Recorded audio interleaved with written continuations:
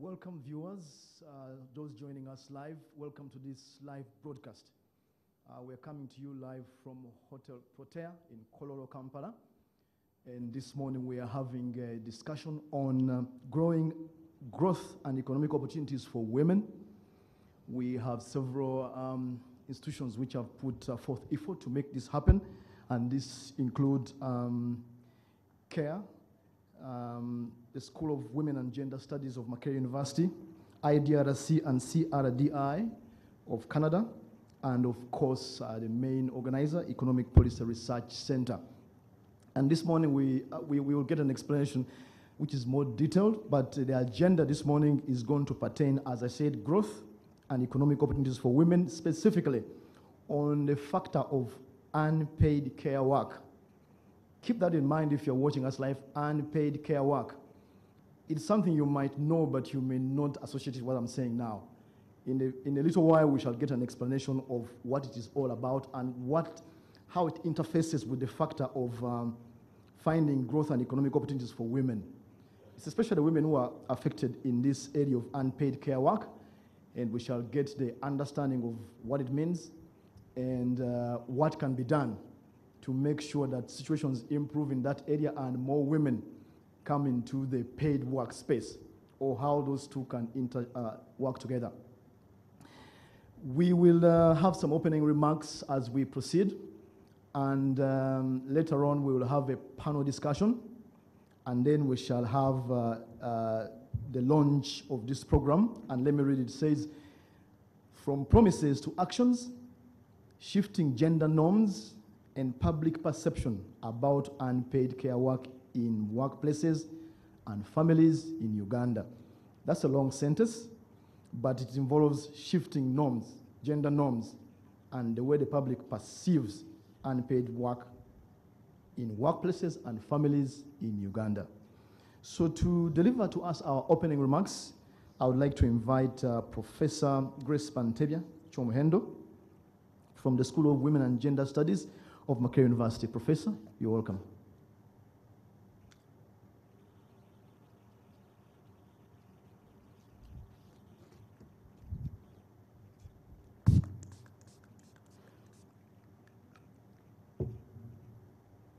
I will now remove my mask.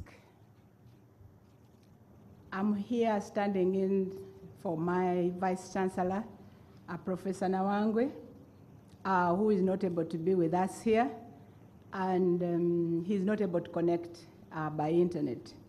So on behalf of Makerere University, I would like to welcome all of you who are here present, and also those who are online.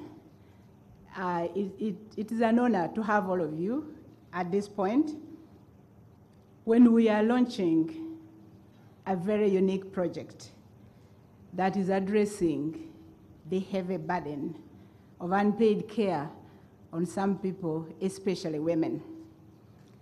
Makerere is a lead institution in Africa. We are a research-led institution.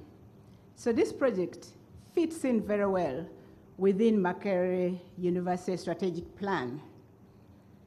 We promote and support research that is going to be useful for our economy, for Uganda's development, for Africa, and we fit in very well in the Sustainable Development Goals. And the theme of not leaving anyone behind.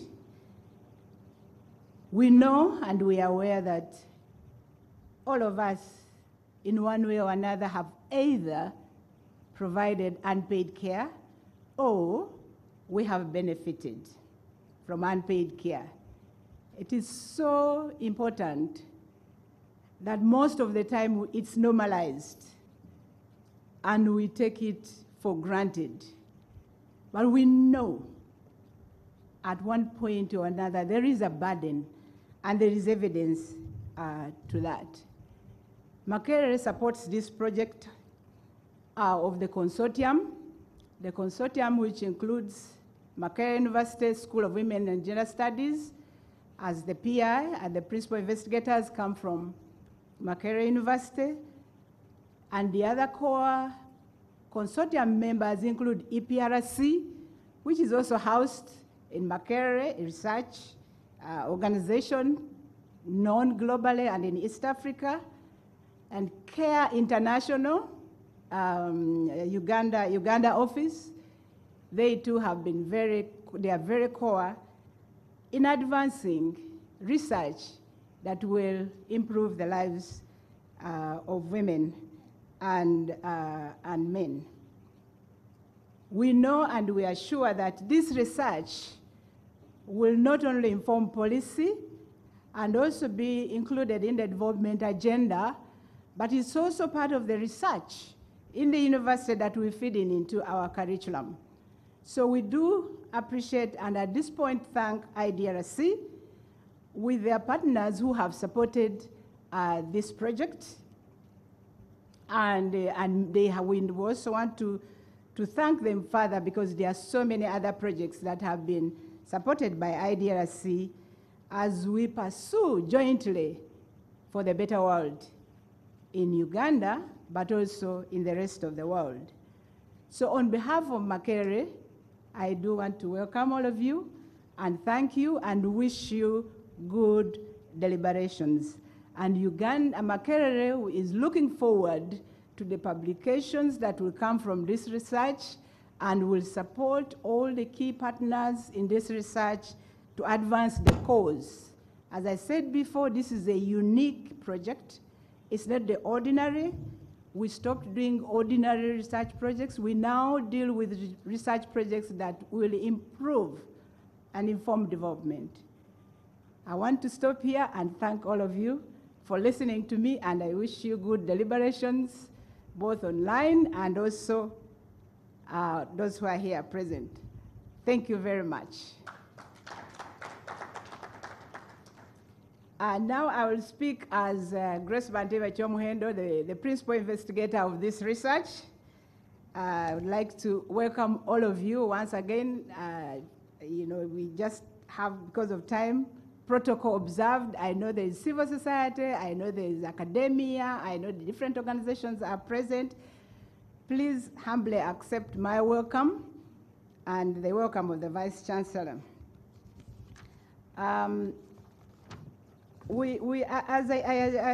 This project, as the Vice Chancellor mentioned, there's a consortium, and at this point I would like the members of the consortium to stand, and that includes members from EPRC. Could you please stand, led by Dr. Sarah Sewanyanda for recognition, and then EPRC team, and Dr. Madina and the ED, for recognition, and then I would like the CARE International team also to stand for recognition, and then the team from Makerere University also to stand for recognition. Unpaid care work is pivotal to our lives and well-being. However, regrettably, it's widely undervalued and unrecognized. And this work is predominantly done by the females. And evidence from UBOS and other research show that girls and women spend over 24 hours per week in what we classify as unpaid work. This unpaid work never even appear in our statistics. So it means they do twice the work as men and boys do. That has implications. We note as a research team that the COVID pandemic also has increased the burden of unpaid care and has increased the demand for home care. And who is affected most?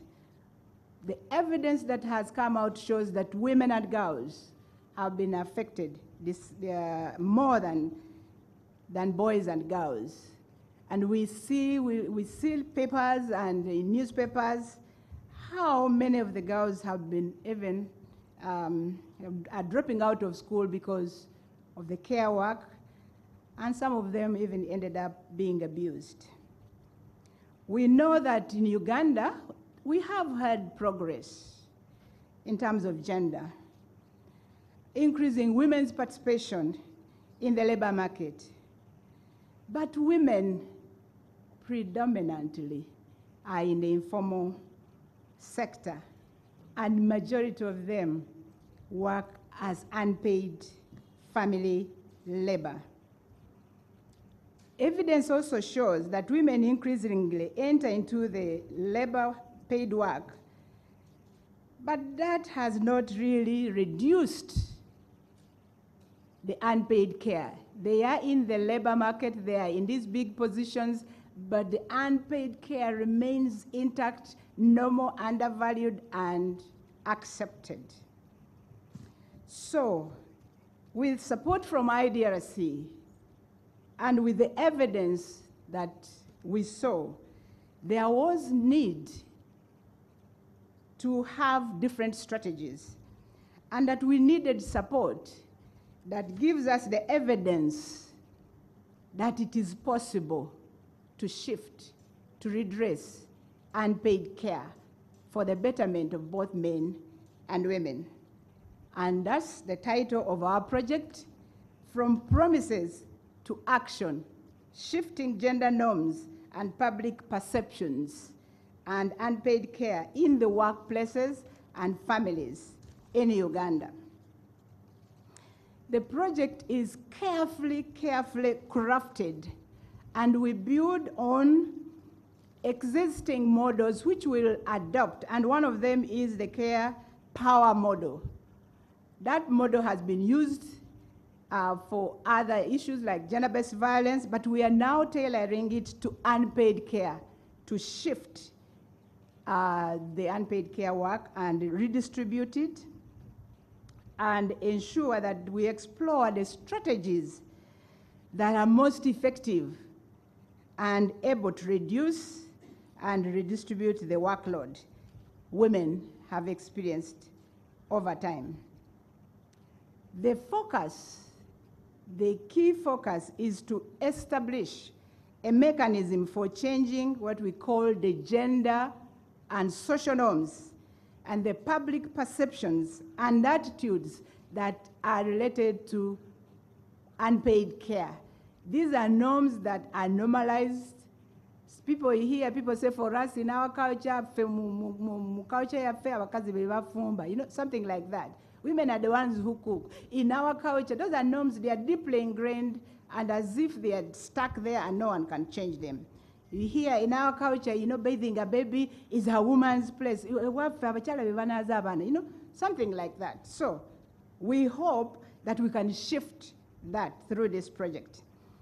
We'll use an implementation plan and action-oriented research design to provide evidence and practical tools and guidance to inform policies and actions to build a better and more equitable world.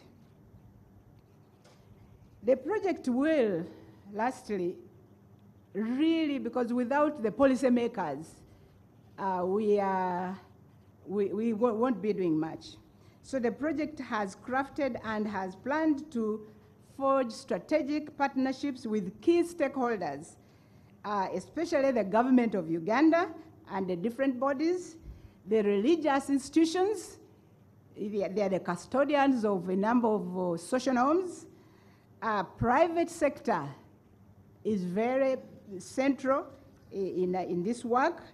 We'll partner with them. The civil society is also one of the partners. The cultural leaders are very, very central to ensure that the uptake of the research, evidence, and scalability of the work that we have done really is applied and used for the purpose that we have planned it for. The evidence, we hope and believe will generate evidence and inform policies that maybe need to revise or even draft new policies. Also community actions to further address the social and gender norms, and especially in this era of COVID. So we do hope that this research, and we are we believe with your partnership, this will be possible. In Makerere, we believe that failure is not an option. So we believe that this research will deliver what we hope to deliver. Finally, we do appreciate your presence, both online and physically, as we launch this unique project. We've had a lot of research working on unpaid care, but this one is so unique that we are moving into action and shifting, redressing, changing the beliefs, perceptions that have been normalized for generations, but for the betterment of this country, but for the betterment of the world.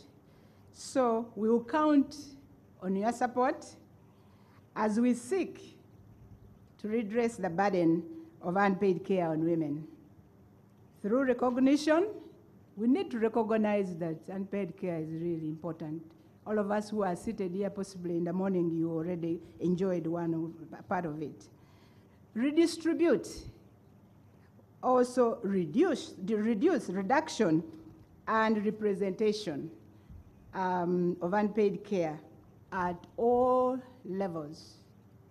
So on behalf of Makerere University, but on behalf also of the team, the research team that has been working very, very hard, and I would like to tell this audience that the Uganda team is one of those which won the grant, and so many other countries had also applied, but we are among the few. So I thank the team for working so hard, because I don't think the team, the grants are more than 10.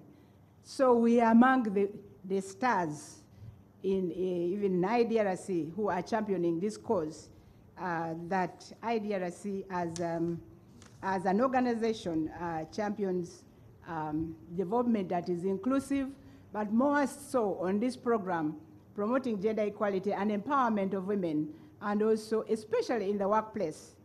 We need more women in official work, in workplaces. We don't need them more in the informal economy, but in the workplace. So we build for the future, for God and my country. Thank you very much.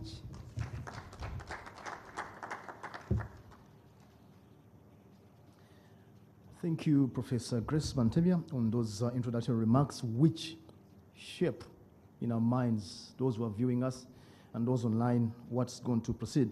Now we want to turn to our panel discussion, and the distinguished ladies and gentlemen there. I will hand over to the moderator for the panel discussion, and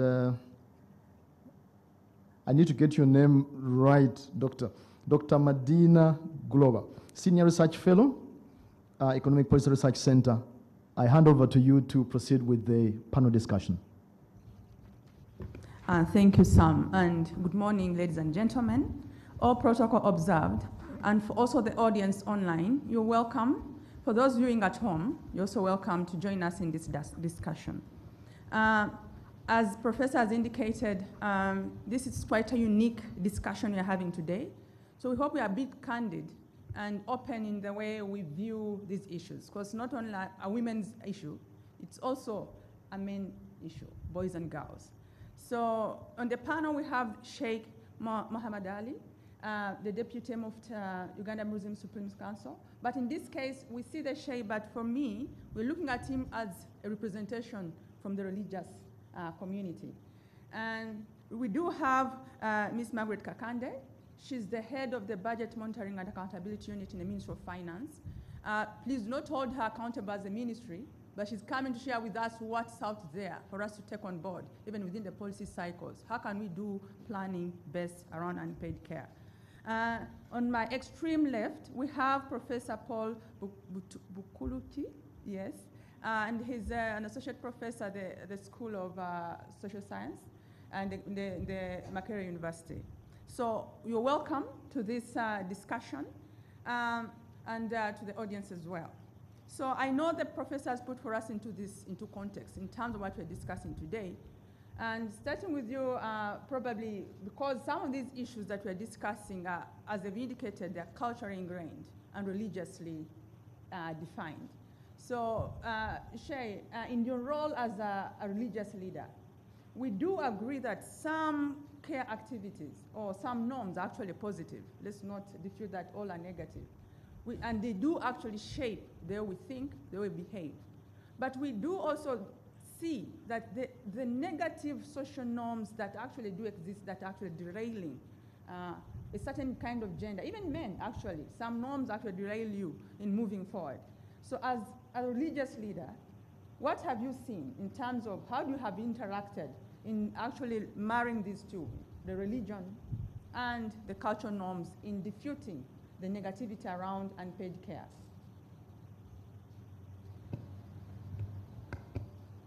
In the name of the Almighty God, the compassionate, the merciful, our host, Economic Research Center, and fellow panelists, and dear viewers, ladies and gentlemen who are participating here. First of all, I thank you for having invited me to be part of this panel when I join my distinguished leaders to share a commitment towards addressing challenges of women. It is said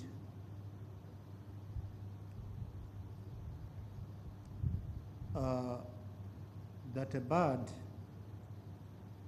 has two wings and can never fly with one wing. This statement exemplifies the fact that women and men are two wings of a bird. Therefore, they ought to complement each other. They ought to fly together.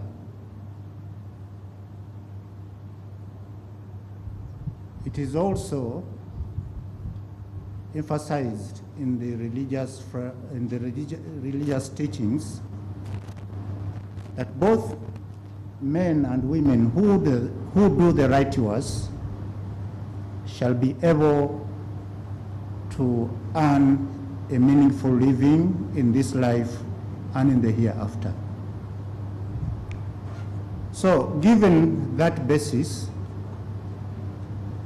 we know very well that there are social and cultural norms plus some of those religious denominations that do not emphasize that factor.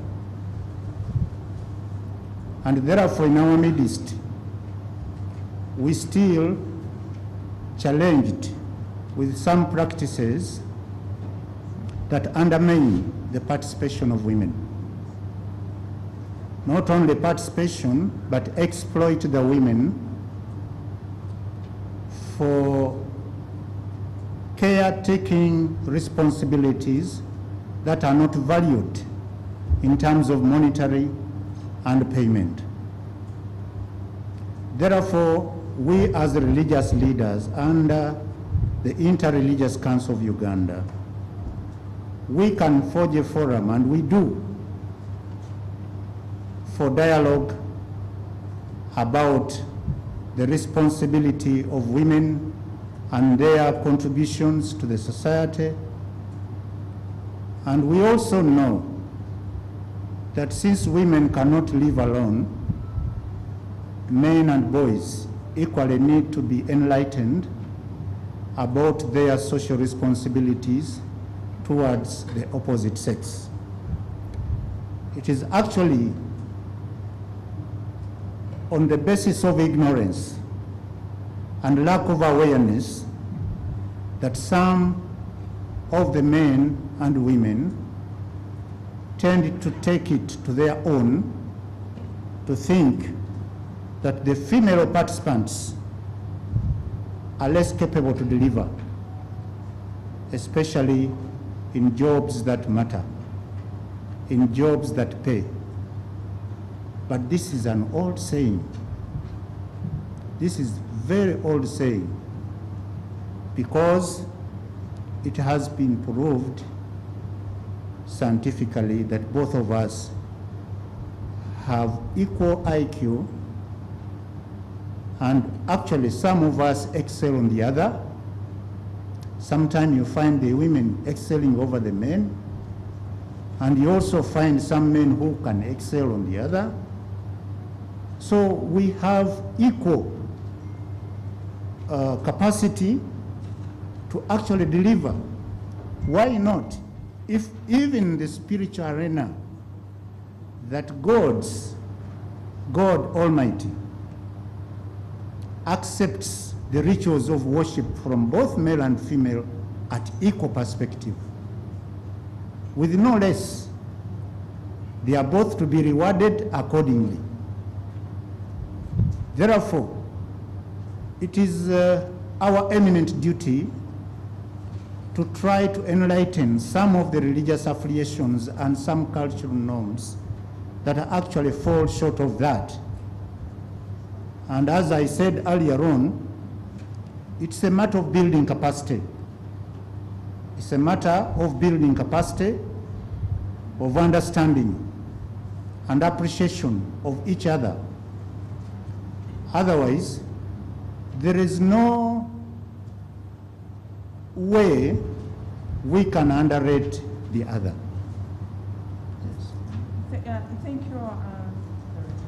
You can help switch off that. Thank you, Shay, for that kind of opening to our understanding how the religious institutions are actually creating to use their pulpits or their voices in terms of changing the norms around us, in terms of the understanding, to shifting these dialogues that involve not only women, but to realize and to actually accept and appreciate that men and boys actually have a role they play in shaping these norms. And one of the issues that the Shay really indicated is the issues of ignorance and lack of awareness. I think, Paul, this is where I'll bring you in. Given that you are someone who actually shapes and actually provides knowledge, how has the institution that or yourself tried to put into place in terms of these awareness creation campaigns within the students you teach or within the world you work in? Because we need to actually ban this issue called ignorance and lack of awareness. How have you done this, and how can we do this? Thank you very much, Dr. Medina. Thank you, Dr. Medina, and all protocol observed. In terms of what academia is doing, first of all, as academia, we are very much interested in breaking down concepts to make sure we understand them very well. So one of the things that we have done in the academia is to define what we mean by social and gender norms. And what we know is that social and gender norms are unwritten rules. They are informal rules, but they define what is acceptable and what is acceptable in society. And these social and gender norms also come with rewards and sanctions. You are either punished for not adhering to them, or you are applauded or, rewarded for actually adhering to those norms. Fortunately, there are positive social and gender norms that we need to emphasize through curricula, through research, through training, through socialization. Because as academic institutions and training institutions, we are one of the major socialization agents that, either socialize or re-socialize people in order to contribute to development. So I just want to emphasize the fact that it is extremely important for us to integrate work on social and gender norms, especially in relation to this very important issue of unpaid care work in our curriculum. Because what we have at our disposal as training institutions, as people in the academia, is our curriculum. So we need to review our curricula to make sure that it integrates work on social norms, looking at how we promote positive social norms, but also how we address harmful gender and social norms that you know, are keeping us underdeveloped, that are bringing suffering, that are not improving our quality of life. So the other thing we need to do, of course, as academia, we need to talk with evidence, because sometimes you make a lot of noise, but when they ask you for evidence, you don't have this evidence. So we have mandate as people in academic institutions to do very good quality research, very good quality systematic scientific research to prove the case that actually harmful social and gender norms that are affecting redistribution of unpaid recognition, redistribution and reduction of unpaid care work are actually a huge problem, and we need to address it head on. But in order to convince the policymakers and the people who hold the budget to allocate budgets, we need to generate evidence and package this evidence in a way that is understood, not to be ivory tower as such, but be able to talk and communicate in a language policymakers understand very well. I also just want to emphasize the fact that at all levels, we need to make sure that we package information around social norms such that we can train our younger people and socialize them with more gender equitable norms and values that are going to promote recognition, redistribution, and reduction of unpaid care work. Actually, Paul, just to go back, because you play a big role the same way the religious institutions do play, because this is a mindset issue, you know. These issues are around, and as you've correctly said, they're informal rules that govern us.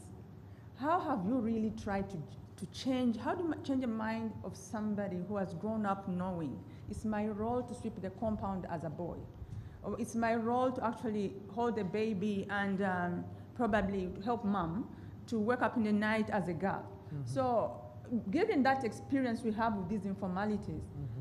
how have you really tried to change this within in terms of the evidence pack, mm-hmm. in the practical sense of this? Because how do you change the mind mm-hmm. to shift these kind of issues?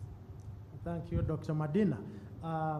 We know that through evidence, there are models that have proved to work in terms of changing behavior, in terms of changing social and gender norms. And some of them have been actually piloted here in Uganda. What we need is to scale them up. One of them is the SASA model that has been implemented by Raising Voices and the Center for Domestic Violence Prevention, which are Uganda organizations. And actually this model is now being implemented all over Africa. There is also the care model, the power model, which Professor Grace Bantebia explained, which is implemented by CARE in all the countries where they are operating globally. So there is evidence that behavior can change if we study systematically the way to change that behavior. One of the interesting issues is that culture is dynamic. Social norms are dynamic. They are not cast in stone. With the right incentives, people can change and following the right procedures. Thank you. Thank you. At first, I thought you had actually speak that. I think it's important to understand that there are actually issues out there, programs actually kind of shift these norms that we need to borrow from. I think, Margaret, on the other hand, since you are from, I know budgeting, but you can speak from your wider experience that we know it's, as they've talked about informal rules, how can we bring in these informal rules that are actually not anywhere, but we want to actually advocate for them, place some budgets around them. So how can you go around budgets to actually include some of these issues we do not see and which are not actually planned for as and actually unrelated in your kind of work? So how can we do that? Thank you very much, Madam MC. Morning, everybody. Protocol observed. So I think in terms of using the budget to address some of the unpaid care work, for example, one of the things that we do in budgeting, first of all, is to identify an issue. Surely unpaid care work is an issue. But the question then is, are institutions that are receiving budgets able to identify the relevant unpaid care work issues within their mandates? So for example, if you look at what are the issues, the key ones, if you look at unpaid care work? Issues of fetching water, fetching firewood, cooking, looking after kids. These are unpaid care functions. But if you look at the number of institutions that we have, for example, in government, most of them, they lie somewhere. So for example, you would ask a question, do people in the sector of water and environment realize that there are so many people out there who are spending a lot of time fetching water? And if they do understand that, what are the mechanisms in terms of reducing that burden? Because implicitly, government is already providing water. But what they should be asking is, if you're actually giving water, the number of things you should be asking is, how do you save the time in terms of the distance, for example, where the water sources, to look at the quantity of the water that is coming from a given source? Because you may find that you give people a tap and they spend the whole day lining up. Okay, the water is there, but you haven't really saved them time because they are still waiting in line. So some of those issues, people actually reflect upon them in terms of what extra can we do in terms of addressing those kind of issues. Right now, as I speak, a number of, for example, local governments are coming up with markets. And one of the things that now you can see if you go to most of these markets, they're including places for child care. Why? Because it's been realized that most of these women, they come with kids. There's a lady here, she's in the garden, but she has a kid. I mean, this woman really, this is too much. So it happens also in markets. People come to the market, they're coming with kids, they have nowhere to leave them, but they have to care for them. And that is the unpaid care work we are talking about, which people carry on, even at the place of work. So facilities are now coming, for example, in markets. But the question is, are these adequate? What are the facilities that we must put in those crashes to ensure that when these kids are in those, for example, in those markets, there is somebody to look after them. It's not a matter of just putting people, giving them a room, like a number of markets are doing. Here is a room, this is child care, daycare place. What are the facilities that we must put in those places to ensure that these women can come with kids and actually put the kids there and they go and sell their tomatoes, you know? So these are some of the things actually we can think through as people who are budgeting in terms of addressing these issues of unpaid care work. So I think the challenge to us on this side is actually understanding and being able to discern what are those issues that pertain to unpaid care work that are relevant to a given institution, for them to be able to pick them up, prioritize them, and budget for them. Because as you know in government, if you're not a priority, you're not funded. So how do people actually appreciate that actually these are key issues that are affecting, for example, performance in a sector, they are prioritized, and then of course they are funded. So I think that is for us what I see as the current challenge. Thank you, Margaret. And I think that's very critical. Indeed, as we indicated, government only take what is priority. But even to date, we can see even the way the budget is growing, is that what's the priority like? So we are hoping, if we are championing this issue around unpaid care, how can we best make it a priority within government? So if is it related to infrastructure, so how can we bring in aspects of unpaid care if priority of government is infrastructure related? So what I'm getting from Margaret is if it's what are the distance, and distance is also infrastructure related, then we need to champion some of these issues as Matia Kasaija goes to read this budget that's actually related towards reducing the distance, the time spent towards unpaid care. Shay, given that actually I usually see you interacting with the president, I see you interacting with these honorable ministers and members of parliament, how best can we try to fit into these issues of policy of unpaid care, given that for sure I've indicated we need two birds, and the bird is a lady and a gentleman. So how can we convince these policymakers that where the saying says behind every successful, I think, man, there is a woman, and usually they say behind every successful woman there is nothing, you know? So usually, so how best can we do this? Well, as religious leaders, we always strive to support policy shifts for engaging men in support of women's economic empowerment. And all those bills or draft bills that really drive towards that, we come up in support of them.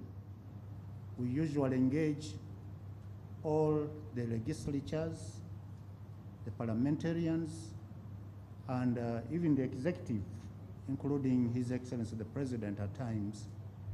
We pay courtesy call to emphasize our concern about the fate of women. We do not cease at that, but we engage our flock, the religious clerics, to be empowered, to get down to the root, to engage everybody to get involved. And we have written up booklets. We call them pastoral letters, which help someone to engage in matters of gender equality and rights of the women, so that when they do preach or they do engage the communities, they are actually guided with certain principles that cut across not only one religious affiliation, but the different denominations. So we print out, we publish, and we also write in papers to address these concerns.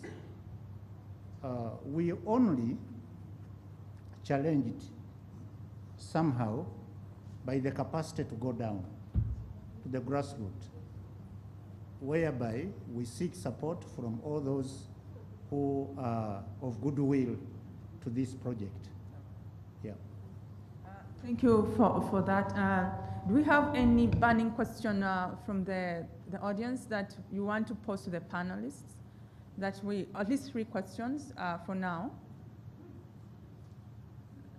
Any question that you would like to pose to the panelists, where this is the time? Anyone? Oh, it's really been very clear. Okay, you can introduce yourself.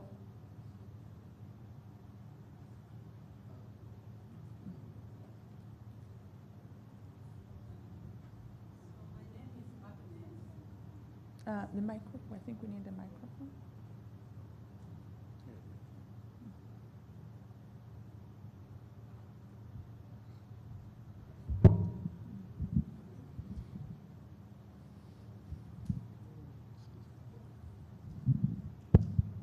Thank you. My name is Agnes Kisembo. I work with UN Women. I'd like to appreciate the organizers of this dialogue. It's a very good platform for us to dialogue and jointly come up with solutions that can help us lift the burden of unpaid care from the women. I just wanted to find out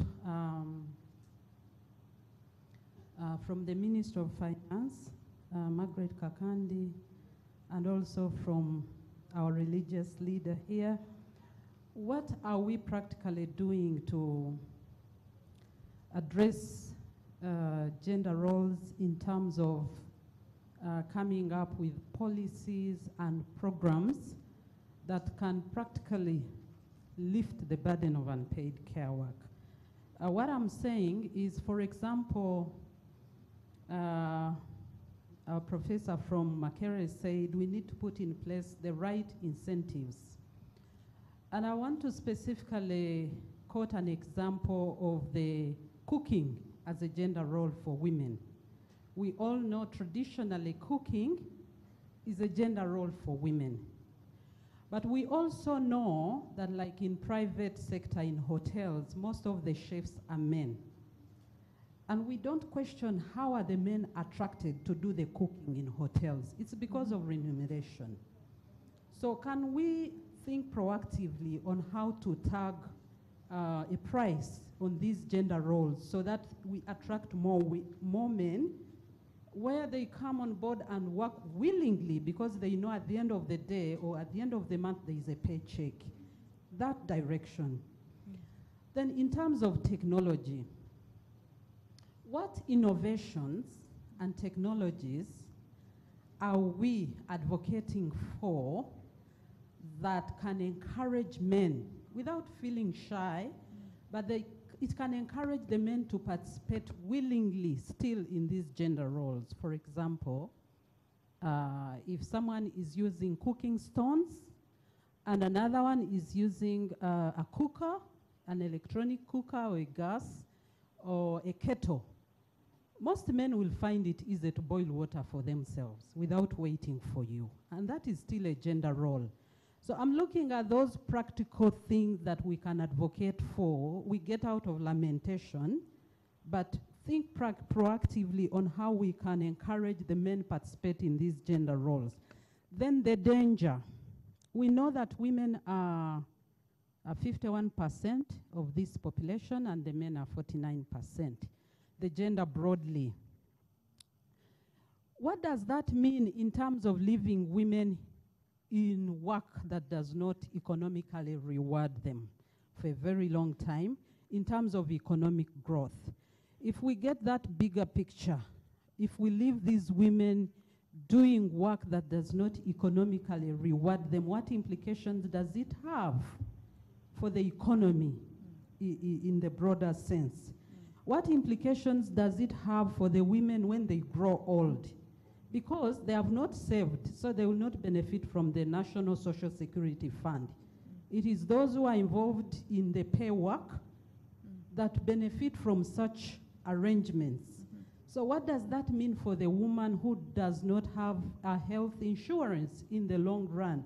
So those are the questions I would like to put across as we discuss and as we come up with solutions to think proactively in policy-wise, programmatically, what we can do. Thank you so much for the opportunity.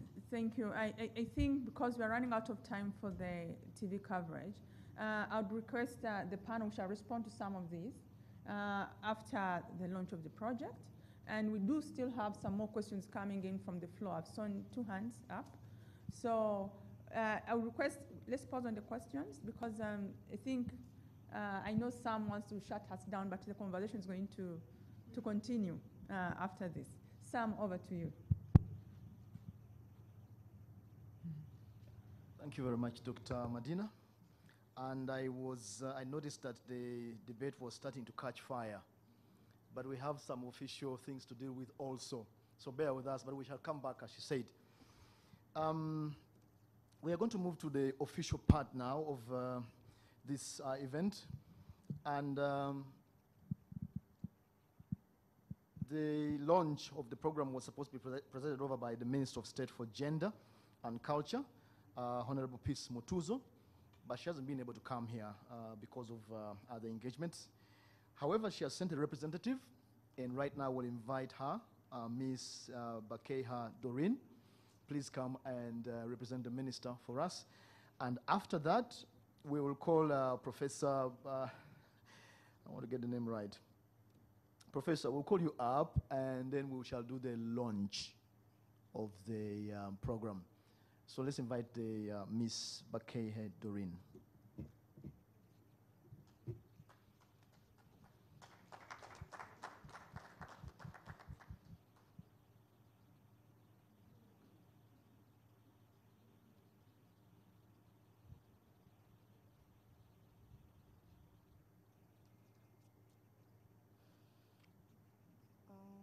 Good morning to all.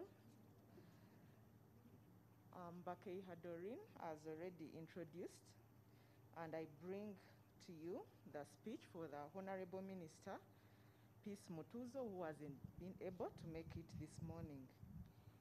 I read the speech. Honorable members of Parliament, heads of government ministries, departments and agencies, development partners present, members of the private sector, members of the academia, members of the media fraternity, distinguished guests, ladies and gentlemen, all protocols observed. Good morning. On behalf of the government of Uganda, I'm pleased to join you at the project launch that touches a somewhat intriguing yet often overlooked issue in our society, social and gender norms, and how they have shaped unpaid care work and our engagement in the world of economic activities. I am delighted to note that the government is represented here today. This demonstrates the level of commitment and builds on strong partnerships that this government has built between research, academia, and policymaking. The issue being discussed today is without doubt central to our country's attainment of its Vision 2040, as well as the global SDG agenda. Notably, Sustainable Development Goal 5 target 5.4 SDG calls for the recognition and valuation of unpaid care work and domestic work, and the promotion of shared responsibility with the household and the family. Simply put, unpaid care work is the glue that holds families, communities, and ultimately the nation together. Unfortunately, whereas unpaid care work is highly appreciated and paid in the developed world, it remains largely unappreciated and unpaid in developing countries, Uganda inclusive. More so, its disproportionate burden is shouldered by women as compared to men. Consequently, women's disproportionate care burden shapes their decision on labor market entry and departure, work hours, choice of jobs, and aspirations for career progression. Ladies and gentlemen, as we all correctly observed and lived this, the COVID-19 pandemic actually escalated and brought to the limelight unpaid care activities, with women taking the full burden of its effects. If past economic shocks are any guide, the effects of the COVID-19 crisis may linger, constraining and deepening unpaid care work as many jobs continue to be lost amidst uncertainties and school closures, among others.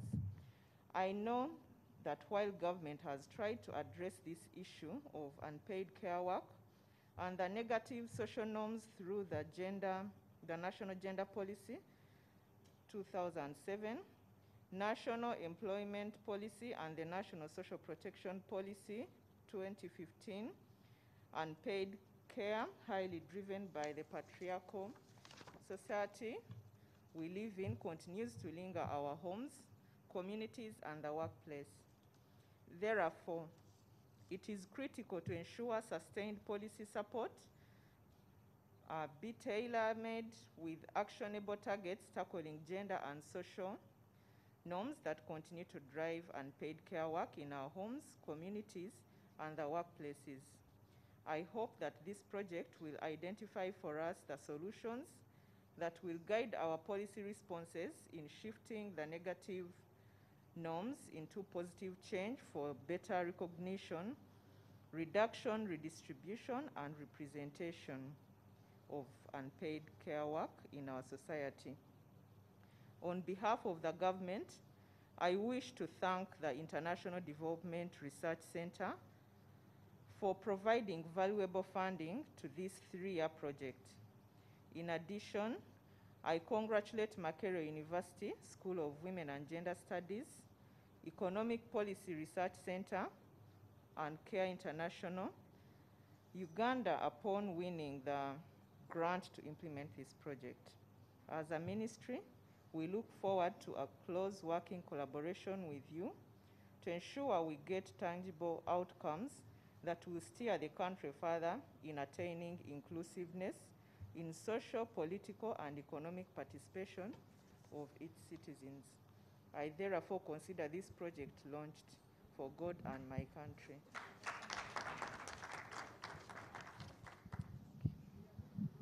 Before you leave, Madam, we are going to do that launch for the TV at least. So, Prof, and yeah.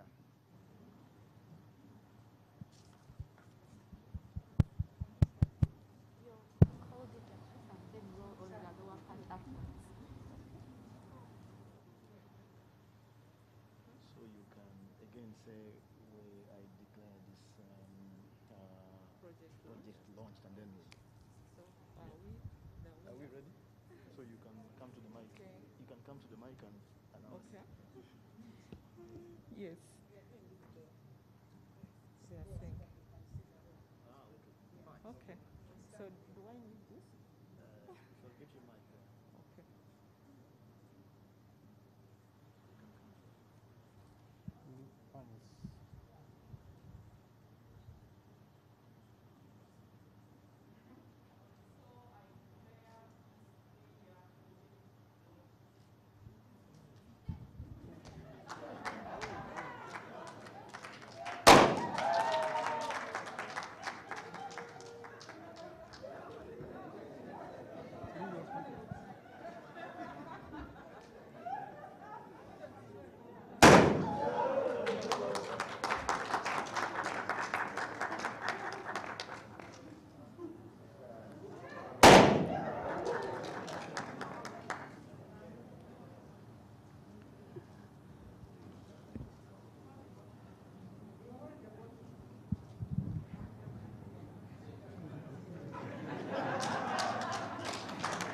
Well, that is,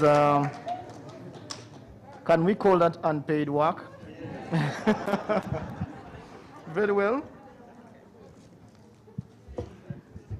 We have come to the end of our live broadcast, and we are right on time, just a minute away. I need to speak clearly. Thank you all, the panel. We are going to come back to you. Those online and those on Zoom, please stay, don't leave.